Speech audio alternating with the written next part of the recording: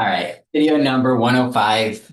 Yeah, it's been a great day today. We got a lot of good stuff done. I mean, I guess I'm kind of saying that every day, so life's good, I guess. And then that's all perspective. Like we always say, it's really perspective, but that's how we have to be about this. Otherwise, success isn't going to come. And okay, a bunch of things happened today. To start off, first of all, we found that that donation yesterday was actually made by one of our partner organizations, which is really nice. Thank you. They got us started. They by mistake sent it from a personal name of a person. It was supposed to, I mean, so whatever. So we just had to talk about how they could change that. Obviously, internally in our books, we can also change that separately and just have where it comes from. But yeah, that's what we'll do, and everything will be fine. So thank you to ISEC, it's the organization. They're one of our original founding partners, and yeah, they donated some money to us. So it's obviously incredible, and thank you. Um, we also have, yeah, so I also reached out to a few foundations today, and this was part of, okay, I guess last night before I get to today, last night I had a meeting with our advising officer. He's our chief technology officer, but the role or the goals are more for advice side, and he's gonna be in charge of the board. That was a late night meeting, so it was after I recorded this, and yeah, it was went pretty well. He's obviously he's working on sort of getting our advisory board. He also suggested a few foundations to reach out to for the grant that we're looking to get started. It's a $30,000 grant that we have meant to help around 5 to 10 teams be able to accommodate travel and accommodations, giving them about five to I think it was, yeah, $3,000 to $6,000 each is the goal basically. And yeah, it's just for really to make our competition as diverse as possible and allow for teams that may not have the funds to do this properly, or properly on their own. And obviously, there's a lot of sponsorships, and that's something that we found is pretty easy for teams to get within their local regions. We're also looking to get some from our perspective so that we can offer that to teams like directly. So if we can offer teams a manufacturer that can get them parts for cheap or something, that's really a good benefit. And again, it drives teams to join, but it also allows the competition to grow to get more people and get innovation, right? That's ultimately the goal. The more people we have working on stuff, the more things will be discovered. It's just a fact of nature. Because yeah, the more people thinking about it, the more people will come up with. And yeah, so that's all growth there. Very good. I reached out to them. No response is there yet. We also had our board meeting today, or unofficial board meeting, which actually, and just to be, I guess, open about it, is we started it. The communication is tough, and that's one thing that we're finding, or I'm finding, is extremely difficult within our organization. Something that I think everyone can learn from, and I think as we figure this out, we'll really have it down pat. But as an international organization, as that first really era of companies being able to be built so virtually, we need to figure out how to communicate over these kind of scales, right? We're not seeing each other on a daily basis. We very likely won't see each other on a daily or even weekly, or whatever. We don't see each other, right? We have meetings. I have 1 hour meetings with everyone once a week. Well, with everyone, with all the, I guess the leadership, let's call it. And further down the line, it becomes a little bit less, less communication, less connection, and that's just how it goes. There, which is why we need to put extra effort and an extra push onto keep people onto really connecting with everyone, right? On making sure that we really have an active community. Part of that is with growing, part of that is getting more people, but that's also kind of an excuse. Right? Even with the few people, we should try to be active. It's a little bit tough because it's not like we just want to chat about how our days are going. And I mean, even if we would want to, we're in totally different time zones. So that becomes really difficult because, right, obviously in Europe, it's six hours ahead of where in New York. We also have, the East Coast in America that's 3 hours behind, and then obviously Japan, which is another big country that, right, we have a lot of that's 13 hours ahead. So a whole, yeah, entirely different opposite sides of the planet. And again, just stuff we deal with. It's something that we're learning, it's a learning curve, like I said, that we're definitely going to overcome. It's just that's part of it. So the meeting started, only two people joined. There's five people on our board, see my previous videos. Yeah, so we so it's three people total. One of them had internet issues and then he dropped out for a bit. And then we kind of, yeah, had to rush through the meeting a little bit. And then about halfway through, the next two people joined. So a little bit of a mess. We still got the important stuff discussed, and I think hopefully try stressing again how important it is that everyone shows up on time. We did schedule proper time for meetings in the future, and that's very important. Is that in the future we all have on-time meetings and good meetings. So we'll get there. We'll get all of that. That'll all get figured out. And then yeah, had a meeting with Michael today. Also very interesting. He has some interesting ideas. He always some good advice.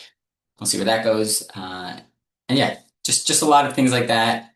Some smaller things. Ended up staying on with development officer Shushi with Ono for a little bit. We just chat. We chat. We had a lot to discuss about the partnerships and about things. He also asked for some information about me, which I sent him sort of the whole about me write-ups. I don't know. I don't like giving that out. I don't like talking about my personal life in a way, right? Obviously, business is business. Personal is very important. I think there is a story to tell, but I just don't think I'm ready to tell it yet, right? Like I think let's build up something first where there's a value to that story, where it's not just another person with an interesting story. There's a lot of interesting stories. Yeah. Okay. So I think that's pretty much it. I did want to also cover very much how to use what you have. I've mentioned this previously a bunch, but I just want to stress it, not at all, you know, one of my strongest suits, I would say, is my ADHD, right? And I don't think I've been officially diagnosed, but guaranteed I have it, right? Like I don't know how to stick to one thing, but I think what I've developed is this way of doing 10 different things at once or multiple different things constantly, right? And constantly jump from one to the next. And instead of taking it and saying, oh, I can't focus on something, I've taught myself how to put things quickly aside and jump from one thing to the next, but then easily get back to it and continue it, right? So even though I'm going one to one, one, one, one, one, one, like that, like just constantly doing that, I end up getting a lot more stuff done and being a lot more productive because of it. So kind of that concept, right? Use what you have, whatever it is, you can always find some way to benefit from it instead of saying it as an excuse or any negative. There's, yeah, everyone has different strengths and weaknesses, and yeah, play to your strengths because they exist and or your weaknesses and turn them into strengths, right? And I think that's kind of maybe a little bit better way to phrase it is take those real weaknesses and turn them into strengths. Separately, I did start working also on a bullets for that speech well, I finished the whole bullet point list. I haven't really practiced speech too much after that. It was kind of like I did slide by slide and made a bunch of bullets. When I presented it here, it didn't come out so well, and that's very going to be very important to get down properly. But yeah, worked on that a little bit, over a lot. Worked on that, finished that up today, and hopefully that allows me to, yeah, speak better. Constant growth, constant development. It's never going to end, and it's going to end up with us doing incredible things. Um, okay, another thing that I did want to discuss, and this was something that hit me today as a discussion point. It's pretty controversial, I guess. I could see it as being very controversial, and I guess it's a good thing that it comes right after a video of me explaining why I think these type of talks could end badly. But I think it's important to share how I think, at least how I think about this as we make decisions later on and as we go. I think having a point is important. I think understanding the reason for your point is more important, right? Because everyone has opinions on different things, and the logic behind that opinion and the reason you think that way is what makes that opinion valid or just a biased, without intelligence, like without proper thought, right? That's like, so. I want to say something. I used to always say my whole goal was about building equality and making life really equal for everyone. I don't think that's the case anymore, not at all. I actually think equality is wrong in many ways. And before I get you to say you're crazy, um, what I want is fairness, right? And I think the issue with equality, what I'm noticing overall, is as society, as a group, equality is communism in a way, right? Everyone's equal, and that's again, communism could work. It's not. It's, all type of systems can technically work. There's always an issue with it, right? And like you said, I've gone through this. I think the real issue with capitalism, which is in the United States and the country that I live in, is corruptness. It's very easy to get corrupted with capitalism when you're a person that's in a higher position. The way to fix capitalism, like I said, I think is transparency, right? Is having the people on top have to be super transparent about what they're doing, so that sure you can get the money, but you also got to prove that you're doing the work, or you also got to show what you're doing with that money, right? Things like that. But that's this whole separate discussion. That's an entirely different thing. I want to talk about equality now. So I really think equality is an issue, or is a thing, right? Obviously, equality leads to issues, right? Because equality says you're equal. And that's not a good thing because people aren't equal.